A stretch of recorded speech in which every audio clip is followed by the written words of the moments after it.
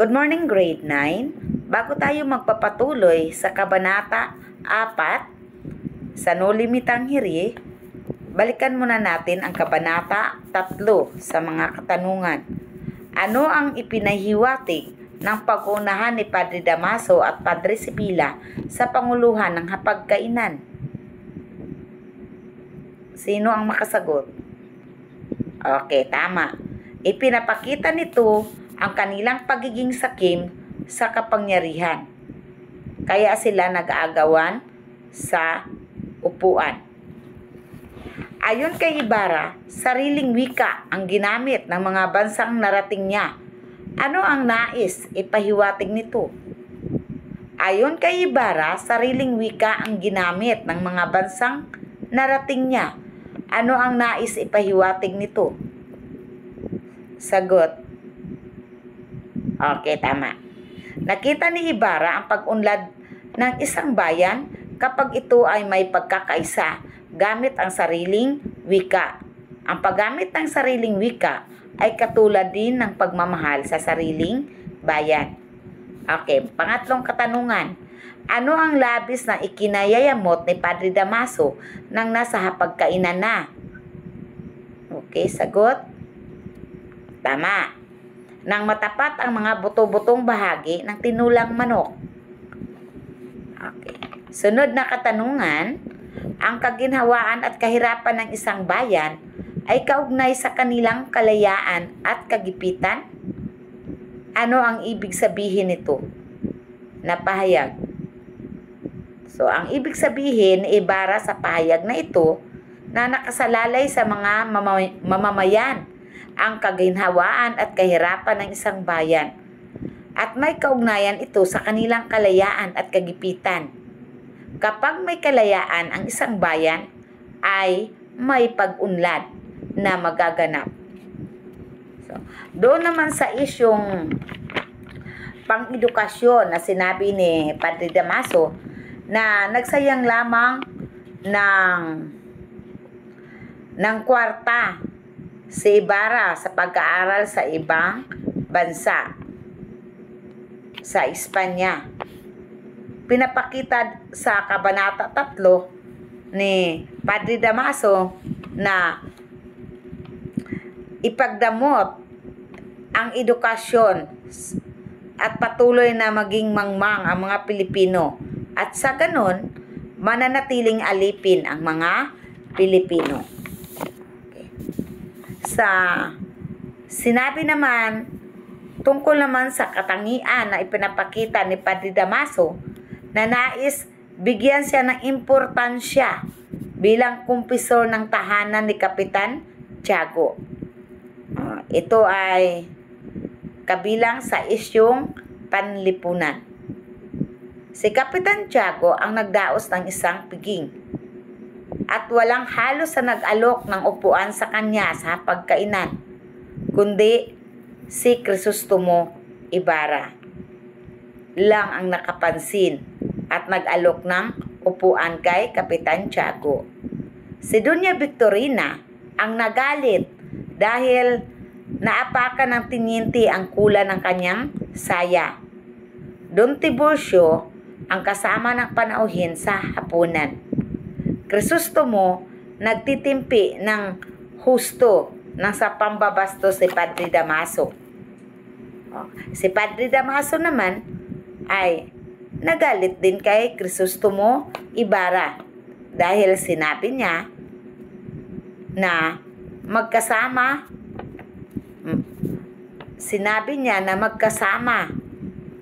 musmus pa lang siya ay magkasama na sa hapagkainan ang kanyang ama at si Padre Damaso. Naungkat yung nakaraan, kaya nagagalit din si Padre Damaso kay Crisostomo. Laruha ang nagtanong kay Ibarra kung anong bansa ang nakita na katangi-tangi. Padre Sibila ang paring nasisiyahan habang papalapit sa hapagkainan. Yun lang po ang sa Kabanata 3 ang mga katanungan na na idagdag ko. So dito na tayo sa Kabanata 4, ang irihi at pilibustero. So sa pamagat, ang irihi, ito ay labag sa simbahan. Ibig sabihin, hindi pumapasok ng simbahan at hindi rin nangungumpisal. At pilibustero, ito ay suwail sa pamahalaan, hindi sumusunod sa ipinagbabawal sa pamahalaan. Katulad na lamang kay Don Rafael na nagbabasa ng mga babasahin na hindi dapat basahin. At saka yung pagtatago siya ng larawan at mga sulat, yung tatlong paring binitay, Gomez, Burgos, Zamora. Kaya siya tinatawag na pilibustero. Siya rin ang tinatawag na irihi dahil hindi siya nagsisimba at hindi rin siya nangungumpisal.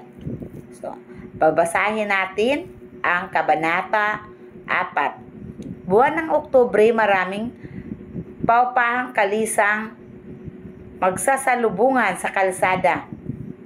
Tulad din ng mga Pilipino at mga dayuhan, naglalakad si Crisostomo na walang direksyon. Nakarating siya ng liwasang binundo. Wala pang ipinagbago ang nasabing lugar. Gaya pa rin ng dati ang daan at bahay ng mga pinturang puti at bughaw. Maging ang lumang orasan at kampanaryo ng simbahan ay nanatili pa rin ganoon sa kanyang paningin. Naroon pa rin ang mga tindahan ng inchik na may maruruming tabing at tukod na bakal. Tila isang panaginip ang paninirahan ko sa Europa sa loob ng 7 taon.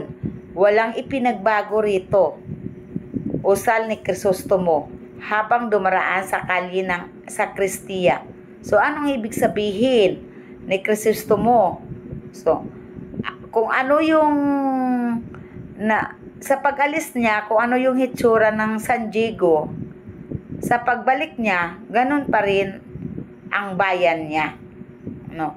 Ang ibig sabihin nito, walang pag-unlad ang kanilang bayan. Puro kurakot, walang pag-unlad. Isang kamay ang pumatong sa kanyang balikat at nang lingunin ay ang tinyinti na nakangiti sa kanya. Sana hindi mo sapitin ang nangyari sa iyong ama. Mag-iingat ka at sana'y maging aral sa iyo ang kanyang sinapit. Anang tinyinti ng mga Guardia Civil. So, isa lang ibig sabihin nito. May alam siya sa mga pangyayaring nagaganap sa ama ni Crisostomo Ibarra. Sa palagay ko ay naging malapit kayo sa aking ama. Maaari po ba ninyong ikwento ang nangyari sa kanya? Pakiusap ni Ibarra. Batid ng lahat ang pagkamatay ng iyong ama sa loob ng bilangguan. Namatay sa bilangguan ng aking ama? Hindi makapaniwalang reaksyon ni Crisostomo. Kilala po ba ninyo ang aking ama? Nasisiguro ko sa inyo na kilala ko ang iyong ama. Nakapagtatakang hindi pala ninyo alam ang sinapit niyo sa bilangguan. Sinabi ni Teniente, nakapagtatakang hindi pala ninyo alam ang sinapit niya sa bilangguan. Masasabi ba ninyo sa akin kung bakit siya nabilanggo? Ikukwento ko sa inyo, subalit ako'y sabayan ninyo sa paglalakad patungo sa kwartel.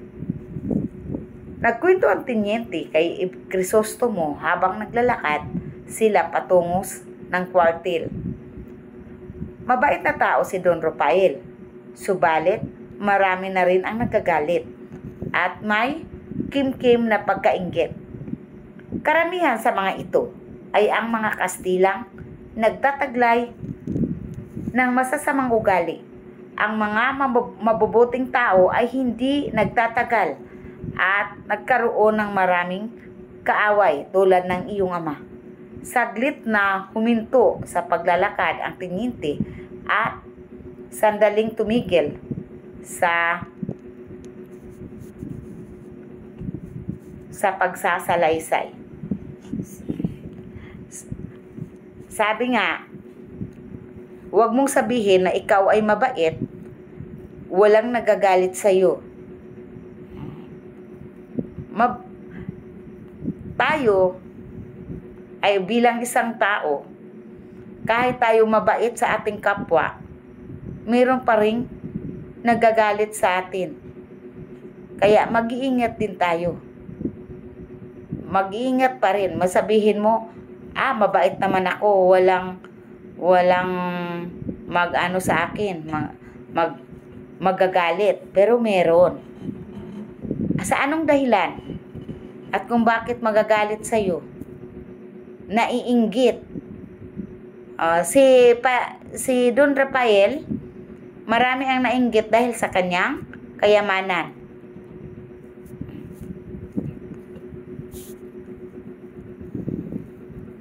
Isa na doon si Padre Damaso.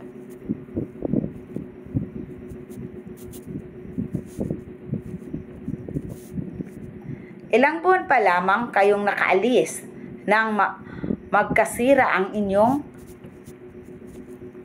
ama at si Padre Damaso.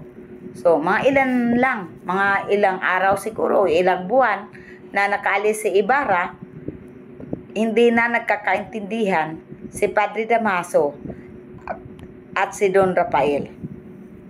Pinagbintangan ni Padre Damaso ang iyong ama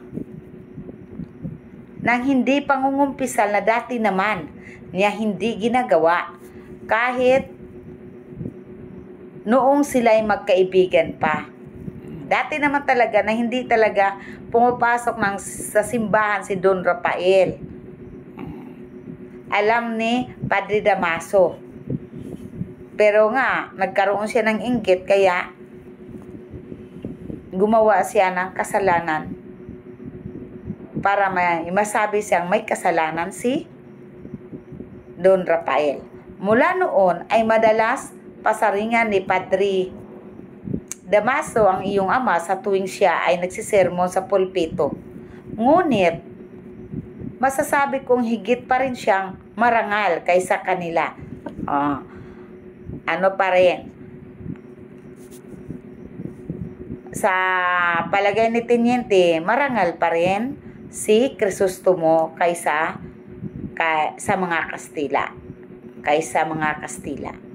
May isang dating artillero na nawala ng serbisyo. Ano bang ibig sabihin ng artillero? Yung tagaligpit ng mga gamit sa gira. Yun ay tinatawag na artillero at nawala siya ng serbisyo. No? Dahil, ano ang dahilan? Bakit siya nawala sa serbisyo? Dahil sa kanyang kamangmangan at kasamaan ng ugali. Pumasok siya bilang kolektor ng buwis. Subalit, nililibak siya ng mga Indyo. Sino ba tinatawag na Indyo? Tayo, mga Pilipino, bago magsibayad ng buwis. Minsan, nagbabasa ng mga papilis ang kolektor ay napansin ng isang grupo ng bata na pabaliktad niya itong binabasa. So, nagkukunwari ang kolektor na marunong siyang magbasa, hindi pala. Nakita sa mga bata. So, kaya tinutokso siya ng mga bata at sumigaw ng babibi, bubo. Sa galit ay pinukol ng kolektor ang mga bata o pinagpapalo ang mga bata. Nang tamaan ang isang bata ay pinagsisipa ito ng kolektor. Wala ni isa mang nangahas o nakialam sa mga nakita. Nung dumating si Don Rafael at sinugod ang kolektor para awatin. Naglabanan sila ng lakas hanggang sa nawalan ng panimbang ang kolektor at bumuwal sa kalye. Ano ba ang pagdating ni Don Rafael, no? Nang makita niya, inawat lang niya si kolektor, pero naglabanan sila ng lakas hanggang bumuwal sa kalye ang kolektor. Hindi sinasadyang nabagok ang ulo ng kolektor sa isang bato nang bumagsak ito. Nabilanggo ang isang ama at noon siya'y naparatangan na isang irihi at pilibustero. So, yun na. Higit na mabigat ang paratang na pilibustero na masahol pa sa pumatay ng 3 mangmang na kolektor ng buwis. Ang pinakamataas talaga na ano ba yan? Hatol o kaya mataas na parusa ay ang pagpilibustero. So, kaya siya ay nabilanggo.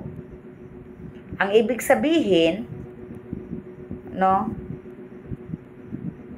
ang iyong ama ay pinagbintangang bumasa sa mga babasahin tulad ng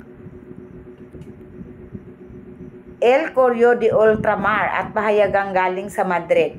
Yung pangalan na El Correo de Ultramar, yun ang pahayagang galing sa Madrid.